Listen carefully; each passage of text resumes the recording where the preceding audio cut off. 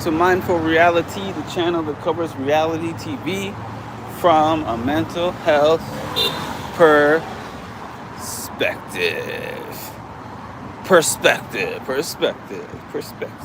All right. It's Wednesday. It is the day before my favorite night of the Big Brother week. The Wednesday episode, they show us it's Wednesday, right? Shoot, it's not even Wednesday. Wow, it's Tuesday. Man, I'm sitting here all day thinking that it's Wednesday for some reason. I feel like I was manifesting Wednesday in the air because next Monday is Labor Day and we get Labor Day off. So I was like, all right, we're just 2 short days to Friday, but it's actually 3 long days to Friday. Oh my God. Have you ever woken up and thought that it was a certain day of the week only to discover that it's the day before the day that you thought it was? Oh, what a depressing feeling. Especially when you're waiting for something. I mean, it's not something specific I'm waiting for. I'm just waiting for it to be the weekend. And the fact that I'm one day further away from the weekend than I thought I was is hella depressing. But anyways, whatever. I'm doing my walk and step. You know, I'll admit that part of why I'm doing this walk, the part of why I'm back to doing this walk is just because the temperature has dipped down. Because I cannot manage doing these walks in 90-degree weather, and I know that because we don't really get like a full fall in New York anymore, I don't know how long it is that I'm going to get this perfect temperatures. So I'm indefinitely doing these walks. Sometimes it could be like mid-October, so you get like 5-6 weeks. Sometimes it gets cold at the beginning of October, and then it's just like we're practically right into the winter weather. So I'm just taking advantage of while it's nice. And I have 10,000 steps to do every single day, which I have done every day since last Wednesday, which makes today day 7. I'm currently at about 7,000 steps, but by the end of this walk, I will be over 10,000 steps, which I anticipate will take me about 30 minutes. So I'll be on here for probably at least 30 minutes, giving y'all the content that y'all want. Okay. Hi, Tasha. Hi, CMAP, think. Hi, Myra. How y'all doing? So I didn't really, as per usual, while I'm in the office, I don't really get the time anymore to look at the feed. So I'm behind a day. I don't usually catch up. The way that I catch up is that I watch little clips of the feed after I finish with either my chiropractor or my physical therapy. Why is that dog on that jungle gym? That's kind of crazy. Anyways, this lady is putting her dog down the slide, and there's something wrong with that to me. Anyways, yeah, I catch up on little clips of the feeds. But to be honest with you, I don't really care to watch all the feeds live like that. I was never really even doing that like that. Even when I say I watched so much of season 24, it's because I had the luxury, which I now have to call a luxury, of being able to go on my computer and then people would timestamp conversations. So there were certain conversations I wanted to watch. I didn't have to go and find clips of the conversation. I could actually take the timestamp, and then they would put links up of the timestamp, or if they just gave you the timestamp, you could type the time into your Paramount Plus if you watched it on the computer, and you could actually watch the conversation in its entirety without the camera feed switching and switching and switching to whatever they wanted you to watch. You could just watch that conversation beginning to end. So I used to do that.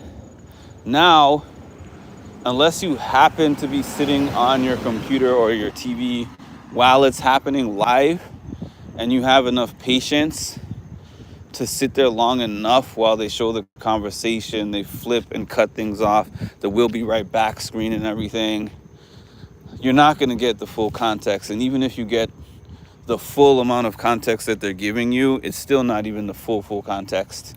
So really, I kind of almost use Twitter like as if it's digital dailies. And for those of you who never experienced the digital dailies was when Big Brother Canada was still on, the last season, because I don't think it lasted 2 seasons of them doing that. I think it only lasted 1. And digital dailies was just them taking all the clips of what happened throughout the day and like combining it into one video that might have been anywhere from 2 to 4 hours. And you have to sit there and just watch whatever they happened to put on those digital dailies. It's not that bad, obviously, because there's people who do sit there and watch the feeds, but they clip things the way that they want to clip them. Because I don't know, I wish there was somebody who was dedicated enough to put an entire convo in there. To give you an example, I've watched 5 or 6 1 to 2 minute clips of this conversation that Rachel had with Keanu. I do feel like even in that 8 minutes, whatever I got, I get the gist of what was happening in the conversation and what the goals were of each party. But I still wish that I could watch the whole thing beginning to end so that I would have what I feel like amounts to an adequate amount of context. But with that being said, as the saying goes, you get what you get and don't get upset. Even though I hate that saying, it's stuck in my brain right now. So this is what I got to say, right? Oh, you got something? You all got something to say too? That's a nice dog, despite the fact that it's barking at me.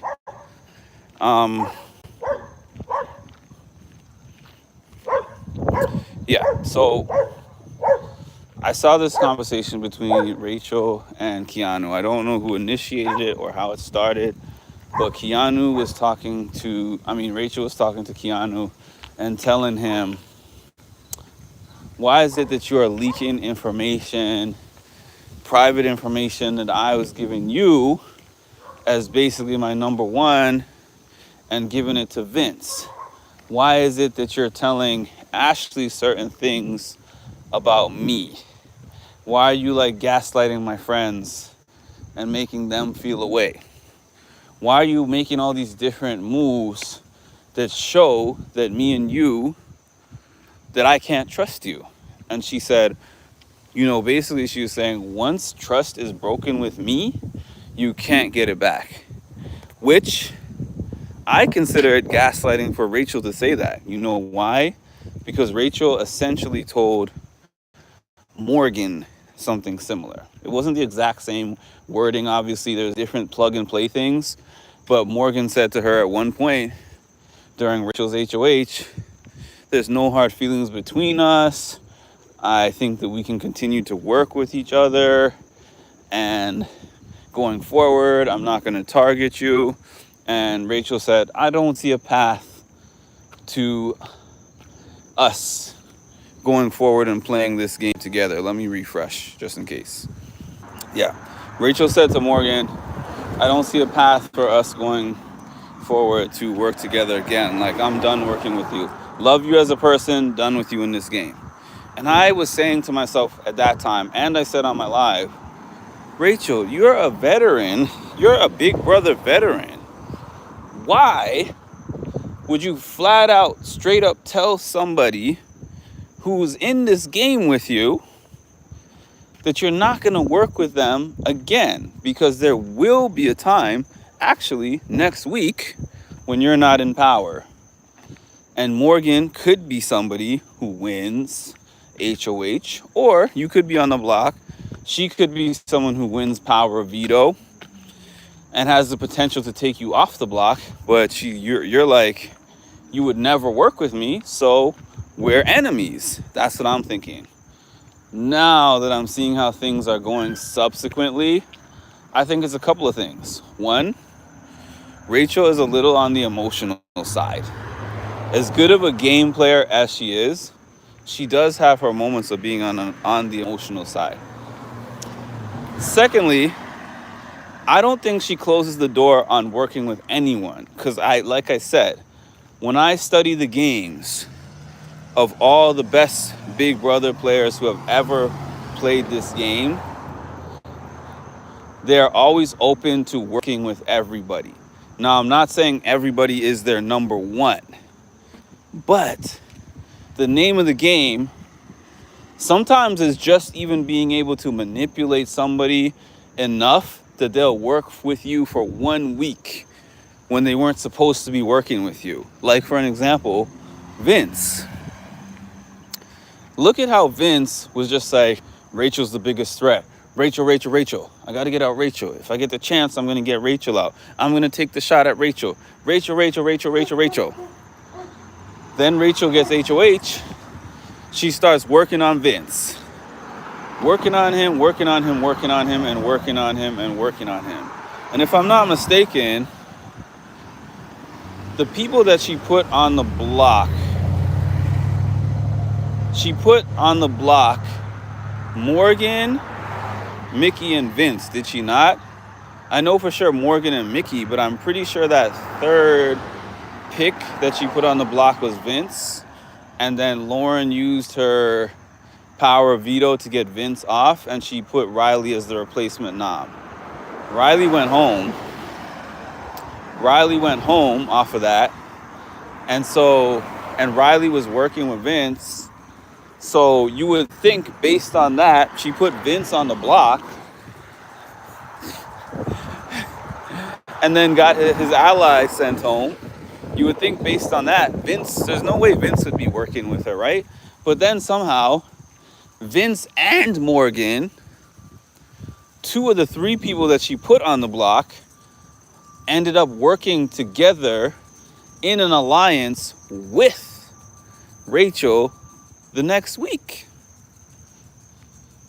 And he didn't put her on the block, and he didn't put her as the replacement nom. Where does Vince stand with her? Probably behind Ashley, behind Ava, behind Will. Who else? Who else is Rachel? Behind Morgan. Like, out of that judges alliance, he's the bottom rung. And Morgan is probably just right above him. Like, she just added Morgan and him on as an extra layer to protect herself. Isn't that freaking amazing? Hi, Cass. Hi, Chocolate. I know why you said, I thought you said dang it because Cass made it here shortly before you. You know what? I encourage competition. I encourage competition on the Mindful Corporation, the Mindful Reality Corporation. I encourage competition amongst employees. Nothing wrong with some healthy competition, because sometimes it brings out the best production in people. Like, you'll produce a little higher, you'll be a little sharper. It keeps you on your toes. So just keep that in mind, Cass and Chocolate. Oh, and when you report the other one to me, you might get bonus points for that, depending on what it is that you say and if I can prove it or not. All right, it's okay, Vicky. We are here before Chocolate. Keanu is trying to get others to do his dirty work. And then, not just that he's trying to get people to do his dirty work, he's not even owning up to his dirty work. The way how the smartest person in the game cannot answer a direct question. Keanu, why did you say to Ashley that I'm mad that I'm going to be the replacement nom last week? Or not last week, but this week. Why did you tell Ashley that I'm mad that I'm going to be the replacement nom? Rachel, I don't remember that. And what sense would that even make for me to say that? Why would I tell Ashley, who I don't even trust, something like that, where I know that she would come back and tell you that? Does that even make sense to you? Like, that's how he responds to everything. He's never like, yeah, I said it, and here's why I said it. He's never like that. It's always on some, what is it? Throw rocks and then hide your hand. That's what he's on. Throw rocks and then hide your hand. That's what he's on. All right. But nobody's listening to him. That's the funny part. He's always trying to get other people to take these shots, and nobody's listening to him. The fact that Rachel put 3 up and all 3 people, you know what? I say 2 because I'm hesitant to say 3, just because I feel like at this point, if Morgan pulls out an HOH, Rachel might be in trouble. That's how I feel. I feel more. Mickey, I pulled a chocolate. If Mickey pulls out an HOH next week or this week, I feel like it's a very good possibility that she either puts her up outright or makes her replacement nom. I really think that. Because Mickey was having a conversation with Will, I think last night or the night before, and I watched this conversation. She says to Will, listen, right now everything is nice and fake nice between me and Rachel, but I'm never going to forget that she put me on the block and that I was the primary target to go home. So she says, basically, if I get a chance to repay the favor, I will. But she doesn't want to publicly make the mistake of being like, I'm gunning for her, because she realizes how Rachel has built these layers of people around her. Beautiful. Aston Martin, you made a live. I've seen you in my comments, but I haven't seen you on a live in a while. And it's a perfect day for me over here. It's like mid 70s, some clouds. I like some clouds. Give me some clouds. I don't like perfectly blue skies. Remember how Vince's Instagram had no pictures? What? So his family is trying to do damage control. Wow, I gotta go check his Instagram. That means his family is trying to do damage control about his image. Goodness. Hey, Tammy. Looks around. UMS. I'm putting cases on all you bitches. King Kong ain't got ish on me. And I know these people in this neighborhood are probably looking at me like, what is this guy doing yelling at his phone? I don't care. I'm driving and I'm listening in. Gotta get y'all M's together. My M is together. Hi, Ma. I love clouds as well. His family knew what to do. They understood the assignment. But it's not going to change anything. But they understood the assignment. This is low-key looking like a little bit like the Jared and Blue situation with, what's her name? Kenzie. I mean, obviously it's not that crazy because there's nothing that has gone on under the blankets that we know of.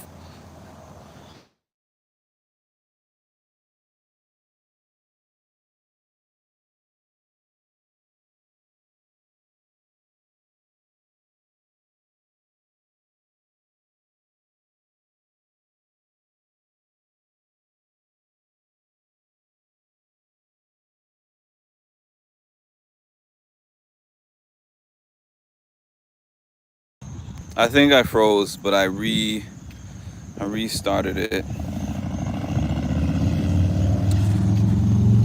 Are you on Eastern time zone, Aston Martin, or are you on another time zone? It's 6:30 where I'm at. Not saying that you can't be working at 6:30, but do you work a different shift or are you in a different time zone is what I'm asking. And you had that preseason live. Yes, I do. Barren. It had like a few pictures on it. And the funny thing is, I heard him talking to one of the house guests on, it might have been Rachel, where he was telling her that he doesn't keep a bunch of things on his social media and that he posts like once or twice a year. It was one of the early weeks I remember him having that conversation. Found out early he was going to be on, so they wasted no time. Also, Ashley's videos and stuff that I found, her singing and her pageant stuff, if you go on her page currently, it's not on there because I was trying to show somebody her page so that I could show them her singing and how bomb her singing is, and I couldn't find it. So I actually had to go back to that same live where I did the reveal of the 5 people that had gotten leaked, and then I was able to show her that video from my live because it is probably archived on Instagram right now. Why? I don't know. I don't know why it matters to archive that stuff. What difference does it make if the fandom sees her in her pageant that she did and singing and that stuff? I don't know. I read that people think Rachel got it. I don't think so. I think that Keanu is so opposite of her type, it's not even funny. Like, that's a thing I wouldn't think at all based on their interactions. At all. I think that she finds him to be a meathead, like a really shallow meathead that she could just manipulate.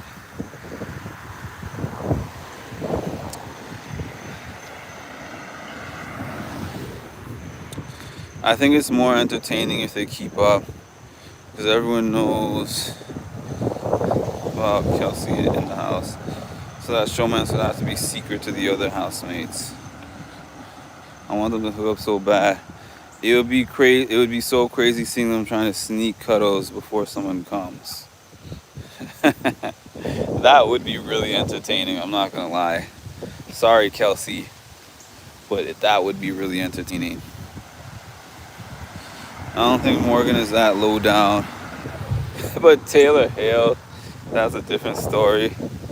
Girlfriend of 7 years, lives with parents, no job. Doesn't he live with her? Oh, he lives with his parents? I thought he lived with her. I thought she was financially supporting him. I think Ashley and Hannah are related. I think Hannah lying. Keanu, yeah, I've seen Keanu's girlfriend. I saw the picture of them together. Yeah, Monty was single. Slight grunge look. Yeah, they probably play Dungeon Masters together. I found out today he lives with his parents. Oh, so maybe that's why he's a little more bold. Because it would be really bold to be playing in somebody's face like that. And you know that you come back to their house. Like, I guess he feels like even if I don't have Kelsey at the end of the day. You know what it gives? Y'all remember season 16? When, I don't remember the name of this lady. Was her name Christine? That person that was married and Cody was like cuddling with her all over the house, and then they showed the family and friend segment, or I guess the family segment, and the husband and the kids were watching together, and I think maybe the parents as well. And the husband was like, huh, I can't really say that I'm a big fan of all this like cuddling that they're doing together all over the place, like laying on the hammock together and laying down in bed, laying on the couches together. It's so weird how they just picked Will randomly and just put his family on BB Unlocked. It's like, so you picked the one that you feel is the most wholesome. And like, let's like not bring back the friends and family segment that we used to do, but let's just do a feature on Will just because it's wholesome. Not that I minded seeing Will's family and grandkids and stuff. That was cute, but it feels like there's no real rhyme or reason to the things that they do. Let's just show them something like happy and friendly, family friendly and fun looking, just to throw them off of the things that they're really looking at, like Riley and his exit interviews that didn't happen.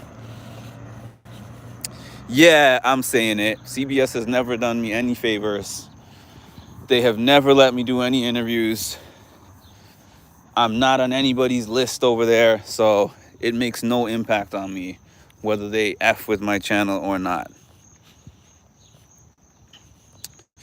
And I'm sure I'm going to be speaking to somebody else at the Big Brother 28 premiere party and being like, yo, can we do an interview? And they're like, yeah, just send this email to production. They're going to look over your page and then they're going to let me know when I can do the interview with you. And then I'm just never going to hear from them again. That's how it goes.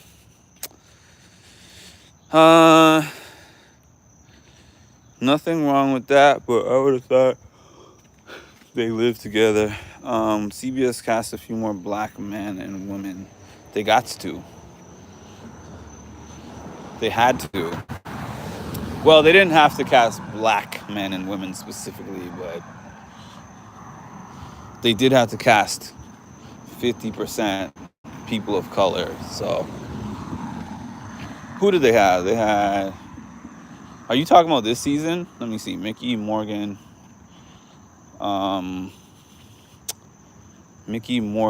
Will. I'm thinking black specifically.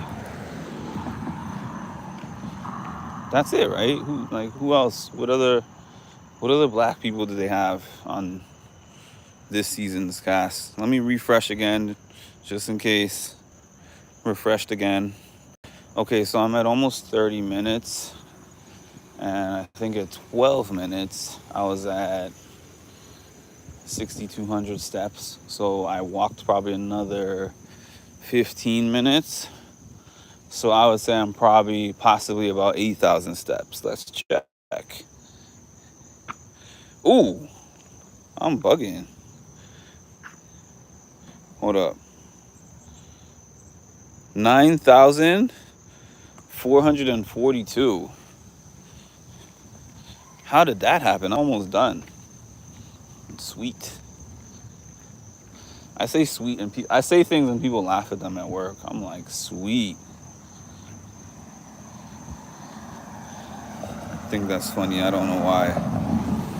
That's why a certain YouTube creator, dare I not say refuse, they refuse to review what?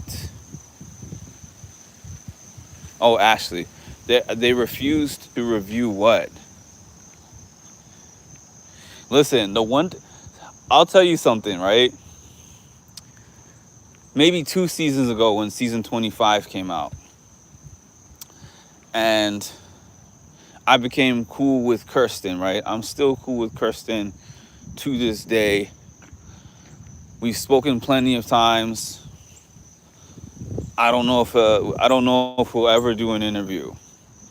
And the funny thing is, she's never said no to doing an interview with me. She said yes plenty of times, including probably as recently as a month ago.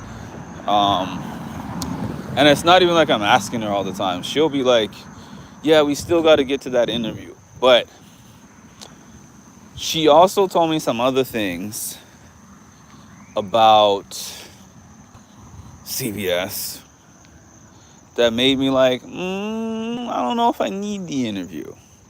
Not saying that I don't think that I give fantastic interviews and that I have great questions in the stash to be able to ask people, but I think that I wouldn't be able to ask the questions that I want because a lot of interviewers and interviewees are worried about litigation when those interviews take place. So I would kind of rather be somebody who can say what I want to say without having to worry about that kind of stuff versus somebody who gets all the interviews and then gets all my questions screened. So it's like, yeah, I'm sitting in front of such and such that I really wanted to interview, but I'm not speaking words that I came up with myself. And then I have like a production person sitting in the background shaking their head yes or no, whether I can say that or whether I can't say that, or they're going to tell me how I can chop it up, otherwise I'm going to get sued. I'm not for all that. That's why I loved my interview with Sam, Circle Sam, all the people that I interviewed from Netflix, but especially Sam, because I was so used to, like, I did get a couple of CBS interviews. I interviewed Hannah and I interviewed what's his name, Turner, but I didn't have to go through anyone to get those. I think it was just because I think in Hannah's case, I think she passed her point of having to do that, and then in Turner's case, I feel like he just didn't care. But certain people that I've interviewed that did things on CBS or networks like that, I would get to a certain question, they're like, I can't talk about that. I can't say anything about that. Or they'd steer me away real quick, like, no, I can't say that. And then they tell me afterwards, like, I'm sorry to cut you off, but, that's not something that I'm allowed to speak on, blah, blah, blah. So when I interviewed Sam, I was so used to all those people that I said to Sam before we started, I'm like, hey, Sam, just let me know if there's anything that I am not allowed to ask you about, production-wise, or, something that I saw on the show that's like a behind-the-scenes thing that I got to keep under wraps for you or whatever. She was like, I don't give a F. You can ask me anything. I don't care, A to Z. So I was thinking to myself, either she doesn't care or Netflix is not as crazy as CBS. And I think it's probably, with her specifically, it's probably a little combination of both, to tell you the truth. Juanita! Big brother. Juanita, what's up? Juanita. I like saying the name Juanita. Let's see. So yeah, today we don't have an episode. Ooh, here we go. Dang. Completed 10,000 steps continuously for 5 days, but my watch is lying. I mean, my watch is telling the truth to the best of its ability, but that's because my watch died last week. So it's insane. It's really insane. There was 2 days that didn't count with my watch for reaching the 10,000 steps because I wasn't wearing it. So based on my phone, which I did have on me, I'm on day 7 in a row of reaching 10,000 steps. And if I have it my way, I'm going to continue to reach my 10,000 steps continuously for the rest of the rest of August is only a few more days, but for the duration of all September, because this is the time of year where I get myself back in the type of shape that I would like to be in, so that I can be my best self on my birthday. That's my goal every year. And I use that as a motivation to get myself up and get moving and stuff. Let's see this deleted message. Okay. Not worth reading. I was hoping it was a good one. Hello, everyone coming in. So, just to let you know, there's Big Brother stuff. There's eviction night coming up. There's people on the block. There's a Big Brother blockbuster. But there's something even bigger than that going on. There is, let's see,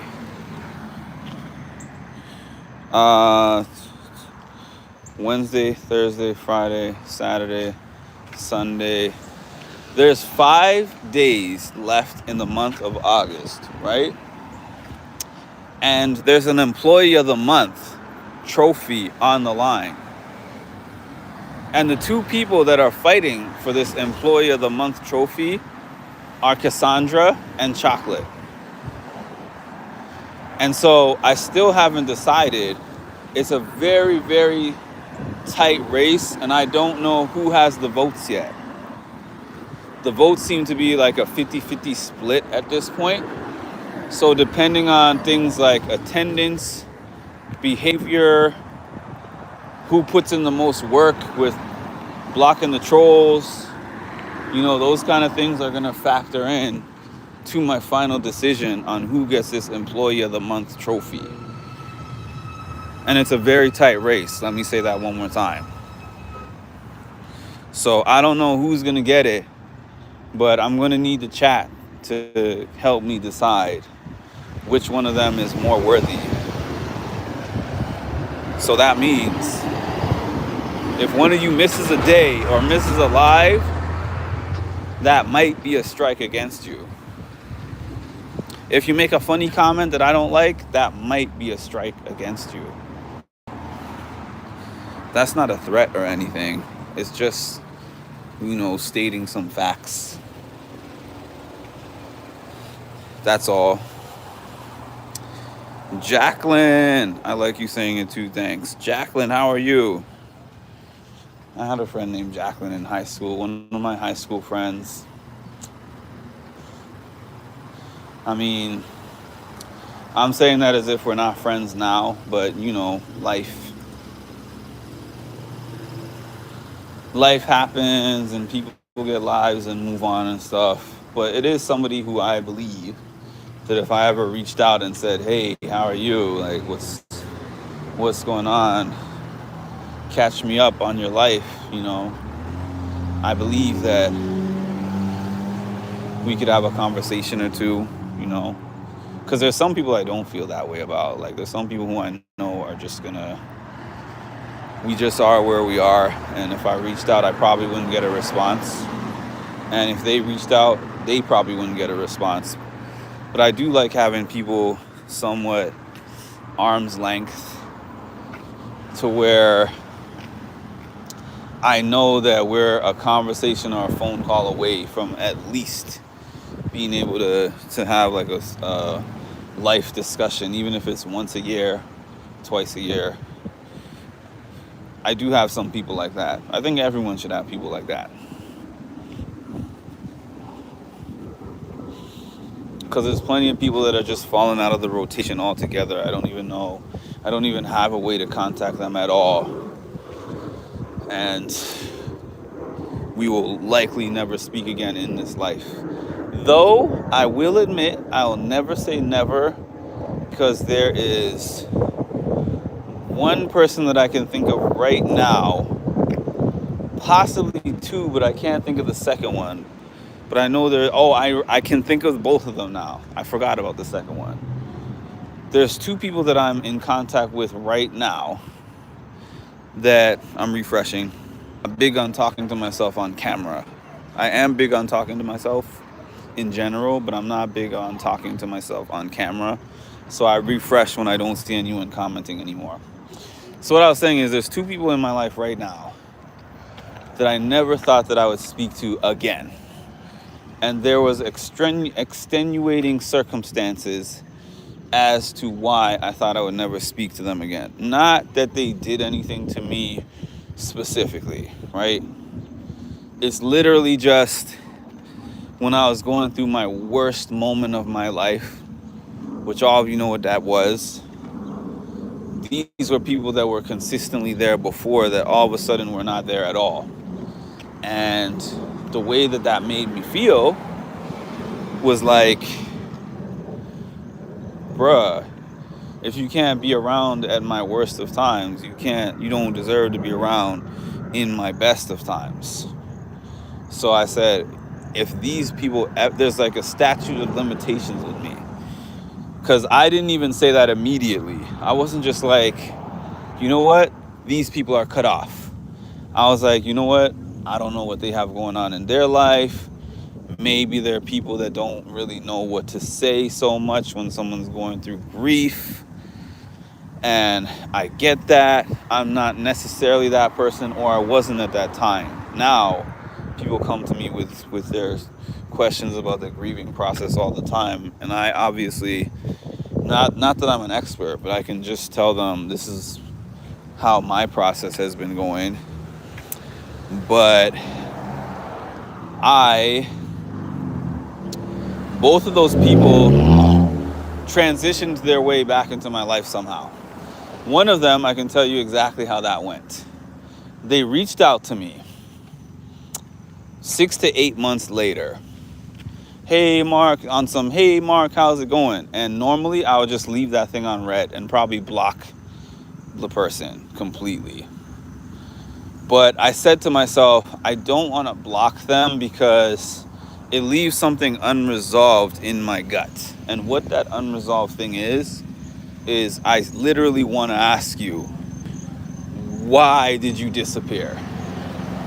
And I said to myself, I would feel better, even if we still remain never talking again, I would feel better if I get an answer to the reason why that person disappeared. So that's what I did. I said, hi, I don't just want to just try to jump back in and act like I don't feel a way about you disappearing. So I want to engage in that discussion of like, what made you disappear? You're not about to just come back and we're not going to talk about it. So this person tells me, I'm so sorry. I know that what I have to say probably is not going to sound like enough or be enough.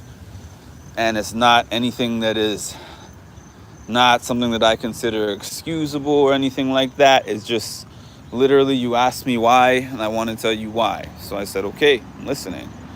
They said, the reason why is because I feel like I'm not a person that has the right words to tell somebody when they lose someone, because I just don't know. I haven't had significant enough losses like that, and even the ones that I did have that I considered significant, I personally deal with things different than others, so I don't even feel like what I do is a blueprint or a guidebook for others. So my response was, thank you for telling me the truth, because I appreciate when people tell me the truth, whether I like the truth or I don't like the truth. The second thing I said was, you didn't need the right words. You didn't need the perfect quotes. You didn't need to have the beautiful thing to say to comfort me, because not everybody did. You know, like I had some people step up to the plate and then give me all this wonderful advice that I have held to my heart to this day. Some of them that I didn't even expect to come up with that. And others that were just like, I don't have the right words. I don't have the perfect words for you, but just to let you know, I'm here for you. That meant a lot. Just to say, I'm here. And sometimes the perfect words were the words that distracted me from having to think about that 24/7. The person that's not like, how are you feeling? Are you eating?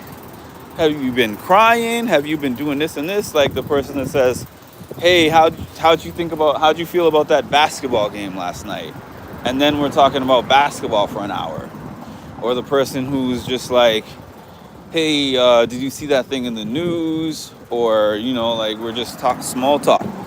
Sometimes I never appreciated small talk as much as when every time somebody called me, it was to talk about how I'm feeling about my loss. Small talk was beautiful during that time. So this is a long conversation, and I basically said, you didn't have to say all the right words. You didn't have to say the perfect things. You didn't even have to comfort me. You just had to be there. That's what I wanted. And then I surprised myself because the end result of that conversation was like, the question that they asked me was like, where do we stand now? And I said, I'm going to be honest with you. Before this conversation started, I just wanted to rip you a new one. That was the only thing that I was thinking in my head. I said, I had a little bit of a change of heart shortly before this conversation took place where I wanted to hear what you had to say. But then I was thinking, I'm going to hear what you had to say, and then I'm going to rip you a new one. Then I was like, once you explained it to me,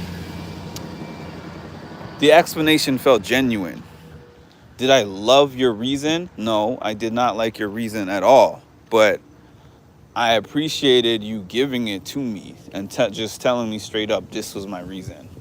And I said, I cannot tell you where I stand right now because I don't know at this point in time. Like, it's going to take me some time to figure that out. But what I can say is the fact that we had this conversation, it went as well as it did, and it was cordial, and I was able to get out what I think and how I feel, and you got out what you think and when you feel. And I'm leaving this conversation open to a next conversation means that it's a possibility that over time I can build that trust back up to not think that you're going to abandon me again. And they said, that's fair. And that was about a year and some change ago. And I would say, like, where that stands now is they've built back up about 80%. And I think that the most that it could ever get to is like a 99. Because you trust somebody 100%, and then something comes along to make you distrust them or whatever. I don't think that you ever fully build that back, but I think that you can get it back up to a point over time where you're not questioning everything about them, but you will question some things, if that makes any sense to anyone. I'm still friends with this girl that I went to middle school, and we were in 6th grade. I meant to say 6th grade. I think my longest friend that is like a good close friend is my friend from 7th grade. I think that's the one. That's the longest serving friend. I have other people that I still like. We'll chat on social media or whatever. Like, occasionally maybe we'll DM. I might even have their phone number. We might even speak from time to time. But in terms of somebody who's still like a good friend from back then, probably that's my longest serving one, like, which is now about, when did I meet him? It's 2025. I met him like, I want to say 1998. So about 27 years. And then my other friend from high school that I met in 2003, so like 22 years. So yeah, those are probably my two longest serving close friends that are still close friends. And then I have some others that are more like I've known longer than that, and I'm still in contact with them, but we're not close friends. I'd put them somewhere on my friend list, but like not like that. Not that we're gonna speak on a weekly basis and we're having like the deepest of conversations, But I do have friends from, I think the longest one, I know of one from, I want to say 4th grade. Is there anyone before that? 4th grade. 4th grade. What 4th grade? No. I don't think there's anyone I still really actively speak to. Like, I do have somebody from kindergarten on my Facebook, and I have spoken to her in Messenger like once in a blue. And by once in a blue, I mean like once every 4 to 5 years type of once in the blue. So I do have someone from kindergarten. But if you ask me if she's my friend, no, she's my Facebook friend. Which is another subject in itself. I consider friend and Facebook friend 2 different things. There's no chatter in the comments, however. I think the comment section just went quiet because there's still an 8 in the viewers. But I want to say thanks for the chat. And I am now 11,628 steps, which is less than yesterday. But I'm clearing 10,000. That's the point. Like 10,000. I used to be just inching up past 10,000 at night. Now it's like 6 o'clock. Matter of fact, I didn't have my watch on until, what time did I put this watch on? Because the watch died in the morning. So I didn't have my watch calculating my steps until, I want to say, about almost 12 o'clock. So between 12 and now, I got these 11,000 steps. I believe I had about 3,000 to 4,000 steps prior to putting this watch on, which I will find out on my phone. So I'm really probably at about 14,000, which is more than yesterday. But I said to myself, because I'm putting in some extra work, I don't just want to put in the bare minimum. I want to put in some extra work to take off this weight that I'm trying to take off. I'm going to act as if I started at 0 and get to 10,000, and then I'm going to add the steps together. And that's what I did. So, appreciate y'all. I'm also down about 6 pounds. Thanks, Cass. I'm down 6 pounds in the last 2 weeks. I lost 6 pounds. And my goal is to lose about,